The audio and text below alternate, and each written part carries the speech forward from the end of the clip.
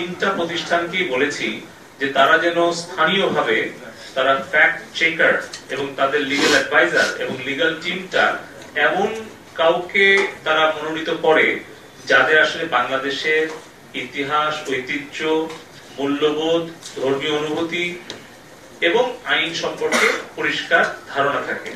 কারণ আমরা নিজেরা কিন্তু তাদেরকে বলে দিতে পারি না যে কোন প্রতিষ্ঠানকে তারা নেবে, কিন্তু আমরা বলেছি যে এই বিষয়গুলো যেন তারা তাদের বিবেচনায় রাখে।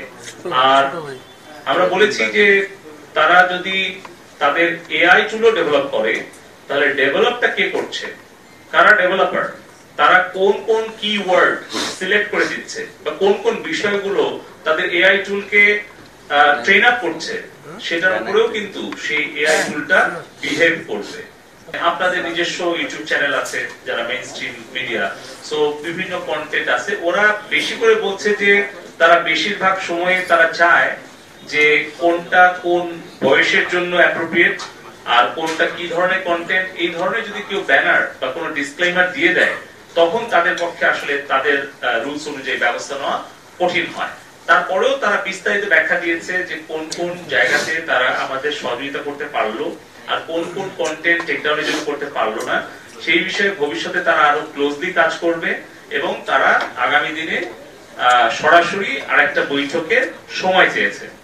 তারা আসলে কিছু ব্যাপার আমাদের সাথে শেয়ার করেছে আর কিছু ব্যাপার বলেছে যে তারা তাদের legal team, technical team, global team, law enforcing team, এগুলো ভিন্ন ভিন্ন ক্যাটাগরিতে কথা বলবে। যেরকম তারা বলছে যে যখন কোনো একটা কন্টেন্ট তাদের কমিটি স্ট্যান্ডার্ড ভায়োলেট করে বা কোন দেশের আইন ভঙ্গ করে, তখন সেটা টেক ডাউন করা তাদের জন্য সহজ, কিন্তু সেখানেও তারা কোনটা করেনি, সেটা আমরা কারণ সহ ব্যাখ্যা দিয়েছি।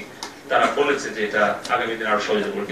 ব্যক্তির ব্যাপারে যখন হয় তখন সেই বিষয়টা তারা বলছে যে ওই ব্যক্তির সামগ্রিক কর্মকাণ্ডের একটা মানে ভ্যালুয়েশন তারা করে, ইভালুয়েশন করে। আর একটা হচ্ছে ওই ব্যক্তির পেজে বা অ্যাকাউন্টে কখন কোন কন্টেন্ট বা কোনো ভিডিও, কোনো ছবি, ইমেজ বা কোনো স্ট্যাটাস কোনটা আসলে কোনটাকে আঘাত করছে, সেই অনুযায়ী তারা বেশি আগ্রহী ওই content wise, post wise action নিতে। হ্যাঁ, আমরা এটা প্রমাণ করতে পারছি এবং তার জন্য আমরা অনেকগুলো আমরা দিয়েছি এবং তারা যদি কনভিক্টেড হয় তাহলে সেটা একভাবে তারা দেখে। তারা যদি